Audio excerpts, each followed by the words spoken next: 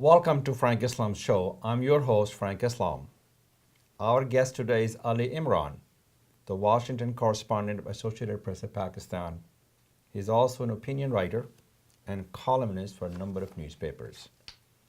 He has been covering Washington and U.S. politics for the past 8 years. Welcome to the show, Ali.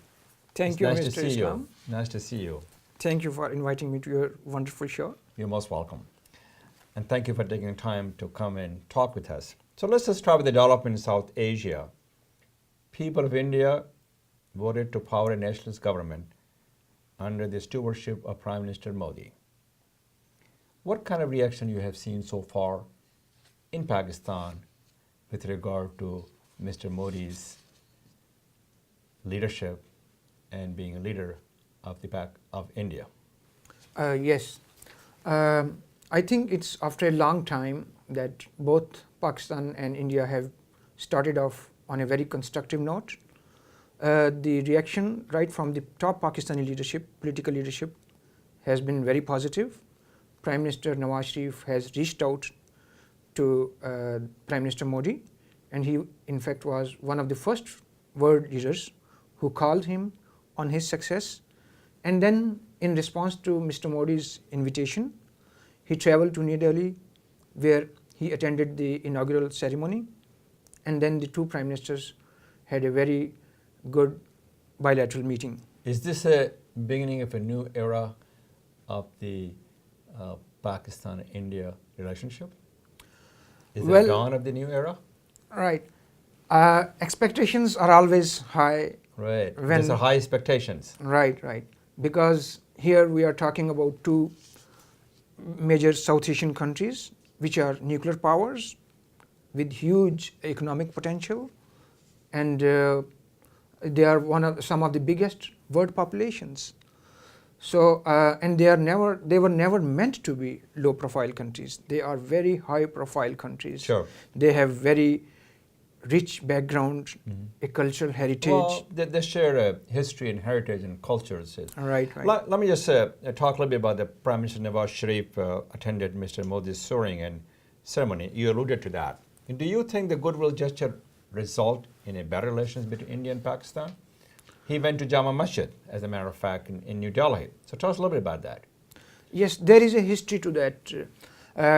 In late 1990s, when BJP was in power in New Delhi, at that time Prime Minister Vajpayee, he traveled to Pakistan in 99, and he went to Lahore, the place where in 1940 the Muslims of India at that time resolved to create a new country. Sure.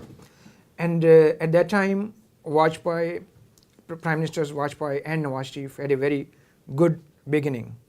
But then, as we know, things did not go very well. There were differences, that cropped up, and there were kind of a conflicting situation.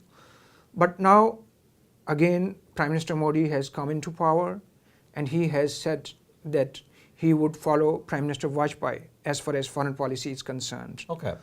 And yeah. So you see there's a brighter horizon. Yes. So what do you think are the impediment to forging a meaningful relations in between India and Pakistan? The two countries, I think, 3-4 levels, At political level, I think the leadership of both countries, they has to show statesmanship, and they have to be courageous in taking bold decisions, in overcoming opposition from extreme views on both sides. Talking about the extremist. Right. Yeah.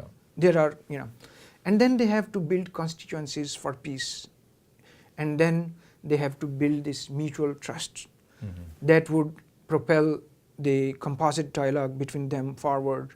They can begin with economic and trade issues, but I believe simultaneously both countries have to show to their people that they are focused, determined, and serious to address long-running security and political issues like Jammu and Kashmir, and some of the water issues, and Siachen, and the issue of terrorism as well. Sure. And then, I think, being a media person, I believe that media have an important role. The role to play. Yes, and they have to, some segments of the media, they have to renounce that jingoism of the past. And here is a new time, new era, new governments. Both leaders have come up. They have been voted to power on the promise of economic well-being of people. Yeah. Okay, very good. So, Yeah. so you see there's a little bit of a hope here. It is. And so let's talk a little bit about let's turn around and talk a little bit about the U.S.-Pakistan relationship. I know the relationship between India and Pakistan has been in terrible shape, but what about the relationship between U.S. and Pakistan? Do you think the two countries can put their differences set aside and get the relationship back on the track? Yes, in fact, there have been already hopeful signs, since 2011, when the US raided Al-Qaeda chief's hideout in Pakistan. The relationship suffered a lot of setbacks, but now the relationship is almost back to normal, as stated by White House officials. And we have to remember that Pakistan and the United States are long-time friends. Yes. Since 1947, since the creation of Pakistan. And then in the last 13 to 14 years, during this Afghan conflict, a lot of controversies, they erupted and they impacted the relationship. So can they set aside the differences to work for shared goals? I think, yes. Both countries, they are trying to accommodate each other's concerns and address those. US is very aware that Pakistan has obviously long-term security interests in Afghanistan. And so when the troops are pulled out, and that's around the corner, so the Pakistani influence in its neighboring country is set to increase. So would that lead to more tension between Pakistan and United States? I don't think so.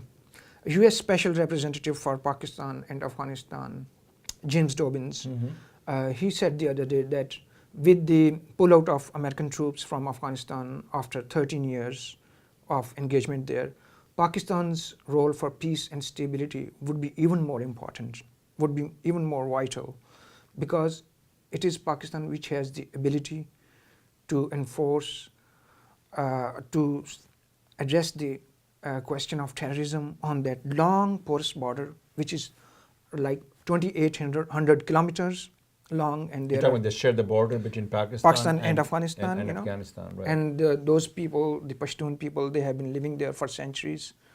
And it would be very interesting for our audience to know that there was not a single soldier, Pakistani soldier, deployed on that border before the 2001 Afghan war, which was started in the wake of 9/11 attacks on the United States. Pakistan never faced that kind of danger or threat from that border. But now Pakistan has over around 150,000 troops there, and then there's a lot of focus on enforcing security on that border, and the stakes for Pakistan are really very high, because Pakistan has suffered economically, and now with the new government in the last 1 year, the economic growth is back in the 4% of GDP. And then, as you know, Pakistan has a huge potential, and Pakistan-India trade is a huge. That should be very important to both of your countries to promote a trade between the two countries, between India and Pakistan. Yeah, we have a lot to gain. Yes, India and Pakistan, they have, they are countries with such. So what's the trade right now in terms of the dollar between Pakistan and India? It's not more than a few $1 million. No, it's billions. Billion. But it has the it can shoot up to, in a matter of few years, it can be. I hope so, $10 billion. Because you have a lot of middle class population. And as a matter of fact, that you can promote your services, and you can provide as well as the products to the India, and India can do the same thing with Pakistan as well. So it's a mutually beneficial relationship between the two countries. Yes. India has achieved a lot of economic progress in the last decade, and now it has an enormous interest in advancing its trade through Pakistan, with Central Asia, Afghanistan, and other countries. So the good relationship between Pakistan and India are very, very important, not only to the economic uplift of the region, but also peace and security in Afghanistan and the entire South Asian region. Do the people subscribe the notion that you subscribe, a journalist, or the elite of Pakistan? What about the ordinary Pakistani people? Do they subscribe the notion that it is in the interest of Pakistan to reach out and work with India? Yes, there has been a visible shift, in the mood since I think 9/11. There is a greater awareness and realization, and I think this is on both sides, both the elites, and I would Arundhati Rai, and there have been very big leading intellectuals in the Indian society as well, in Pakistan as well, and the common people. They understand the importance, the value of having peace on borders and having good relations, cooperative relations, economic, trade relations with neighbors, both on the eastern side with India and on the western side with Afghanistan. So I mean, there is I can also see a kind of paradigm shift developing, coming in the national discourse and in the approach to tackling some of the old issues. And that paradigm shift is visible, and in the discourse, in the dialogue, the basic point is that, which is a good point, which a good beginning, that Prime Minister Sharif and Prime Minister Modi met in New Delhi. Good. So we want to come back, Ali, in a minute. We're going to take a break. We'll be back in a minute.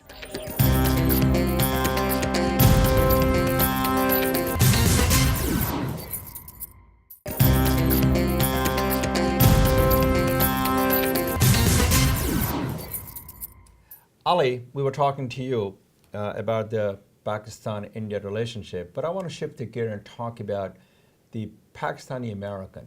What role do they play in Pakistani politics?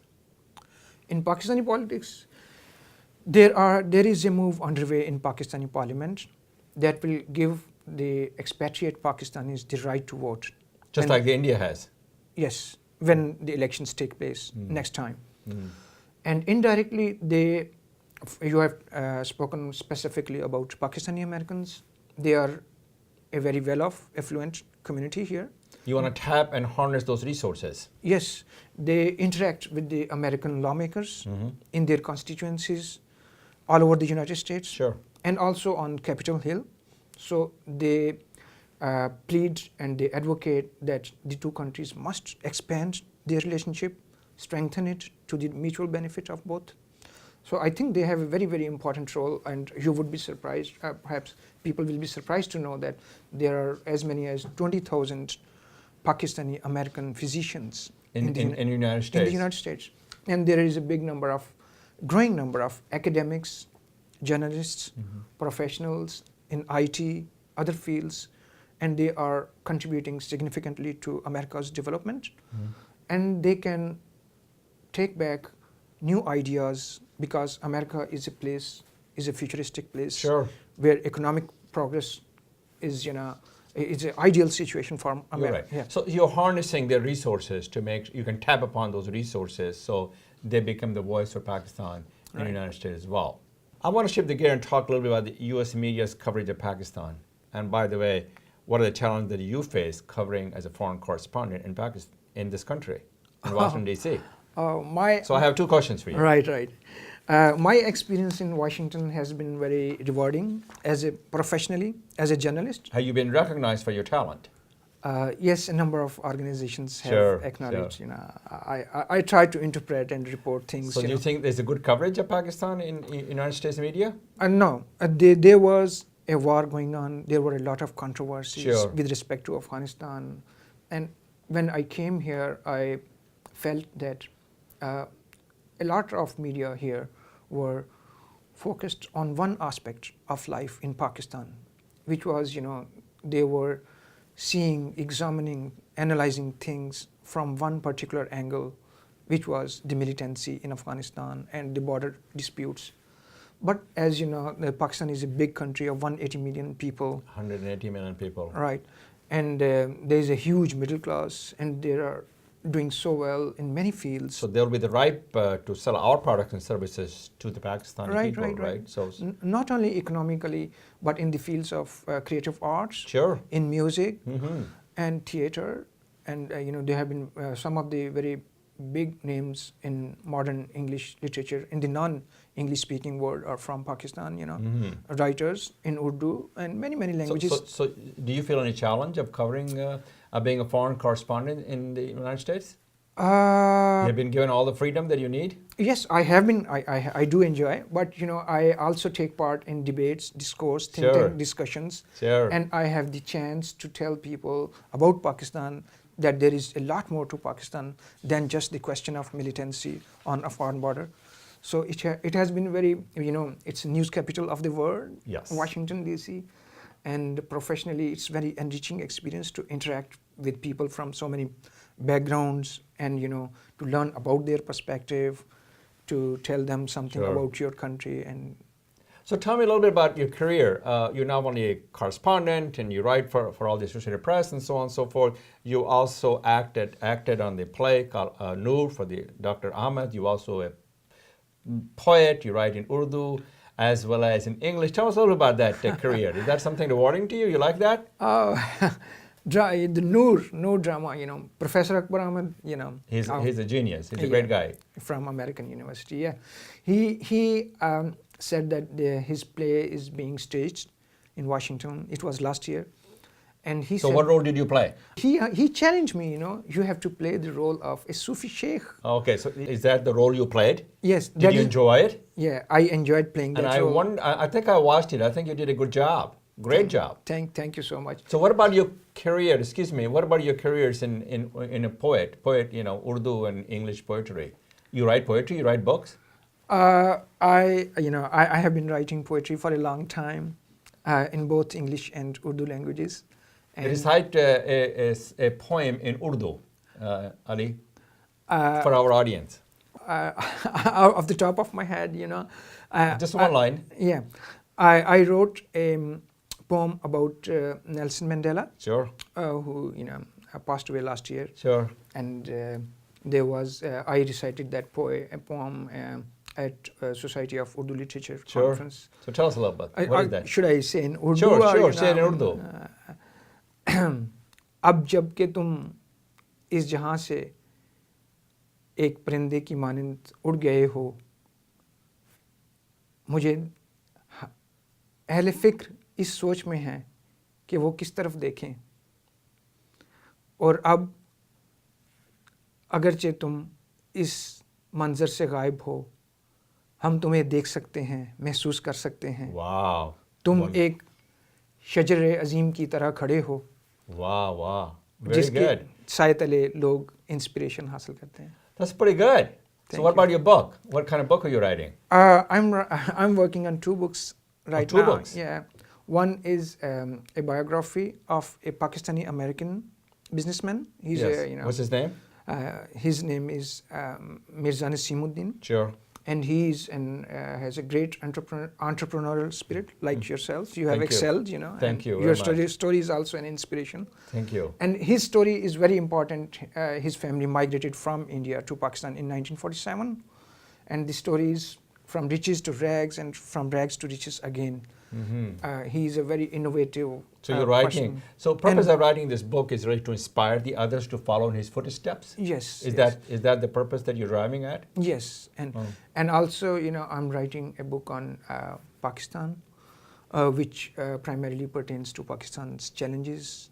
The challenges that Pakistan faces. And Pakistan has a lot of challenges. Yes, it has. But it has also a lot of prospects. Yes, no question about that. The huge middle class and the economic potential, which has remained untapped due to a lot of factors in the past.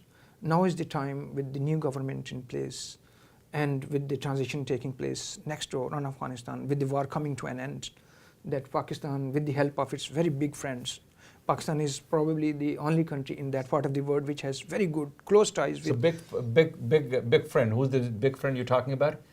Some of the very big friends, United States, right, China, and other Middle Eastern countries. What about India? India is your neighbor. India is the neighbor, and India and Pakistan both need to have a great cooperative economic relationship. And for that, so it has to be based on the mutual interest. Mutual interest, and they have to overcome the long-running disputes, So thank you very much, Ali, for your time.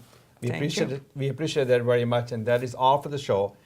Thank you very much for watching the show. Please join us next week for another edition of the show. This is Frank Islam wishing you a great week.